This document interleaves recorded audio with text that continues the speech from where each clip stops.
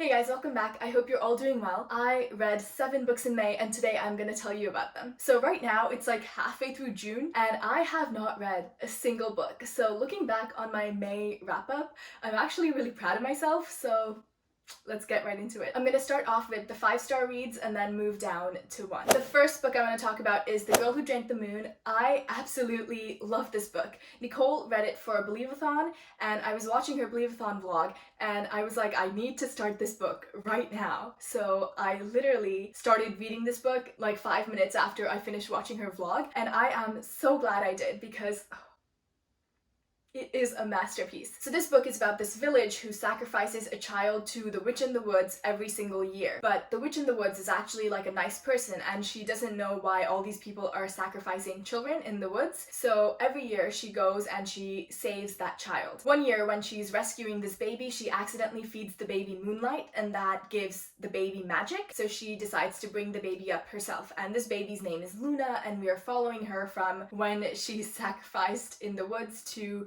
when she grows up and learns to use her magic. I do not know why I have not picked this book up earlier because I have seen it around everywhere. I just never really believed in the hype. I was like, it's probably fine, whatever, and I was never really interested, but this book is so good. I can't even tell you what is so good about this book because everything is good about it. This whole book, from the first word until the last word, is just perfection. The language used is whimsical and magical and beautiful and everything is so vivid. I can very clearly picture this world in my head and these characters, and I think it's a middle grade as well, so please read it, ask your younger siblings to read it, ask your parents to read it to your dog. Like, it is so good. Everyone needs to read this book. The storytelling is just chef's kiss. My next 5-star read was Letters to a Young Poet by Rilke, and this is a collection of 10 letters written by Rilke to another aspiring poet. They're very raw and personal because they're obviously someone's personal letters to someone else. These letters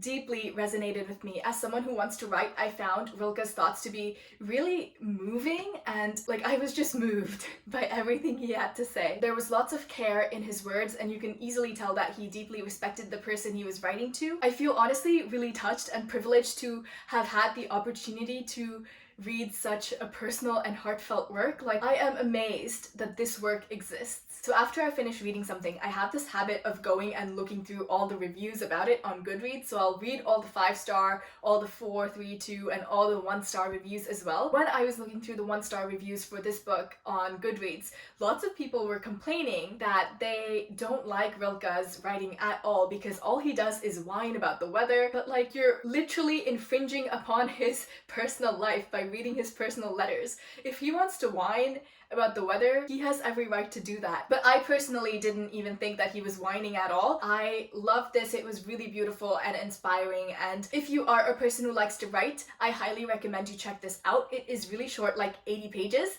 and I read it on Scribd, but you can probably find it for free on the internet too, so no excuses. Next, moving on to my 4-star reads, I have Priory of the Orange Tree. I buddy read this with Lucy from Crescent Pages. I genuinely really enjoyed this book. I loved the politics, world building, plot, religions, and myths and legends that were in this book. This world was really vast and vivid and I loved exploring it. To explain it really simply, in this world there are good dragons and there are bad dragons. So the good dragons are in the east and the bad dragons are in the west. So out of the 4 perspectives we follow, the first is Tanae, who is from the east and she wants to be a dragon rider. She has been training since she was little and it is finally her time to be chosen as a dragon rider. So that's where her story starts off. The second point of view is Nicholas, who is like this old man and he is from the west but he got exiled and now he lives in the east. He is an alchemist and his entire life he has been searching for immortality. In the west we have Iad, whose job is to protect the queen,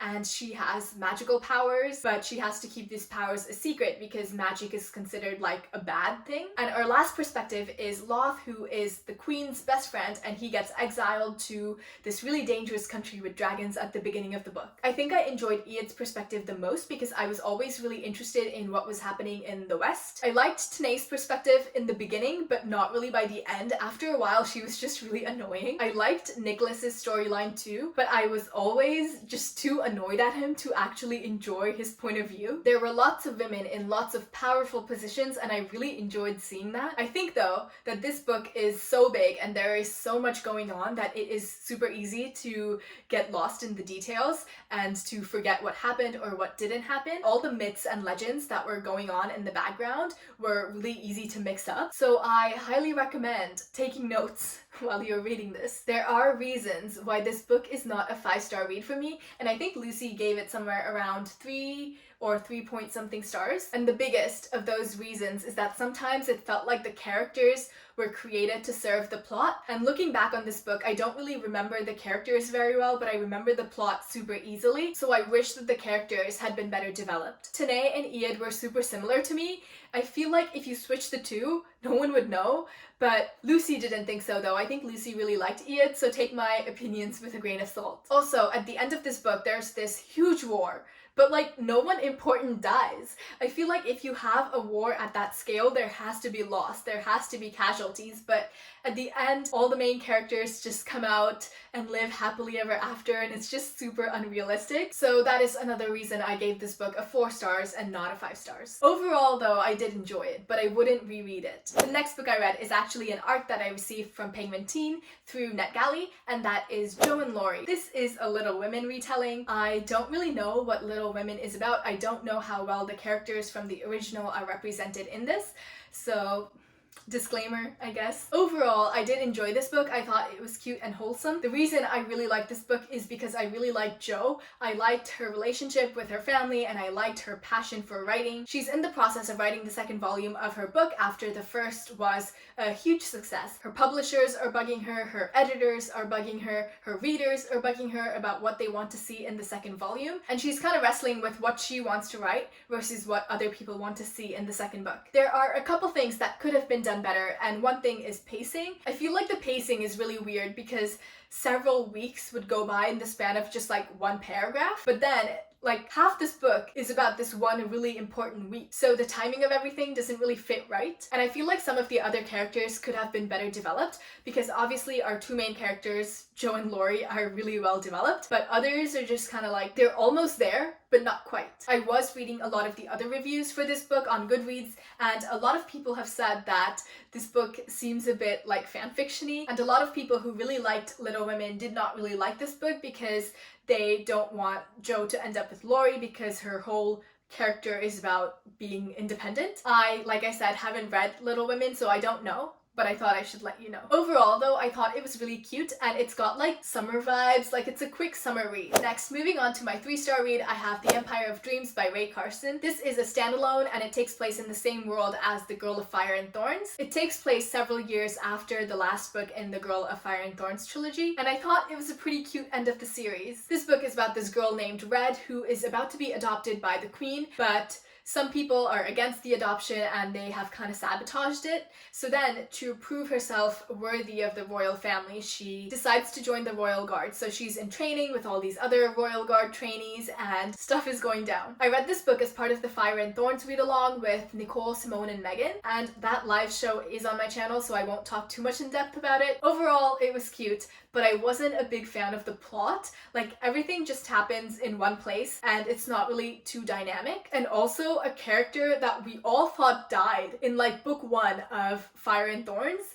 comes back, and we messaged the author about it, like, hey, pretty sure this character was dead, like, why is she here?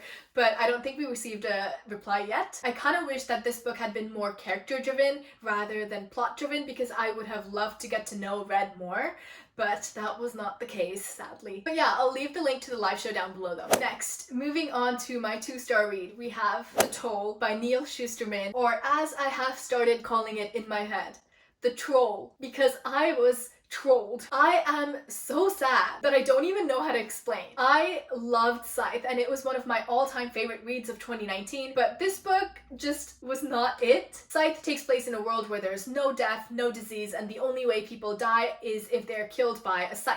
And the Scythedom was created basically for population control. The first half of this book was just setting the stage for what was going to happen in the second half, and for the third book in the trilogy, that didn't sit right with me, because Like, if you're in the third book, you should already have this all set up already. My main problem with this book is that we didn't get to spend enough time with the characters that we had come to love. I loved Citra and Rowan in Scythe, but they're literally nowhere to be seen in this book. They barely have a couple chapters, and I'm like, where are they? I did not like Loriana, I did not like Jerry, I did not like where Rowan's story went.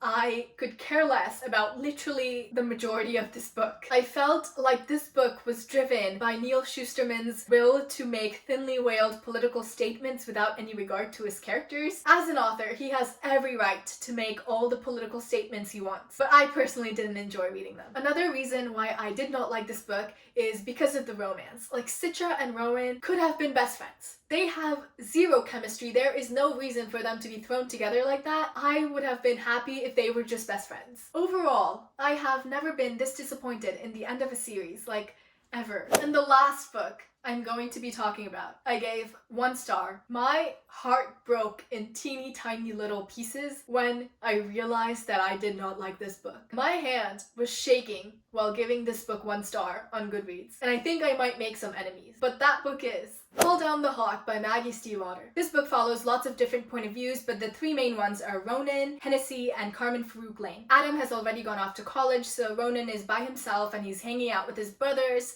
and Hennessy is also a dreamer, and Carmen Farouk Lane is a hunter and she hunts dreamers. First, I want to talk about the things I liked. I love Ronan, so I liked all of his chapters. I also really like Maggie Stiefvater's writing style. Like, it is very beautiful and whimsical, and I wish I could write like that. That is all. Like I already said, I love Ronan. I wanted to read more about him. I expected to finish this book with the same sense of wonder I had at the end of the Raven cycle. Instead, I got the bitter taste of disappointment and betrayal. It felt like someone I had trusted very much kicked me down in the street and stole all my money and ran away. That is what this book felt like to me. For a book that was supposed to be about Ronan, and for a trilogy that was supposed to be the Ronan trilogy, Ronan is barely in it. Maybe less than 1/3 of all chapters in this book are from his perspective. The reason I did not like this book is because I did not have a smidgen of care for Carmen Farouk Lane. Like, I just did not care about her. She annoyed me. No one ever has irritated me as much as her. I did not care for her. I don't care for her dreamer brother. I don't care for her tragic backstory. I personally found her really unlikable. All the chapters from her point of view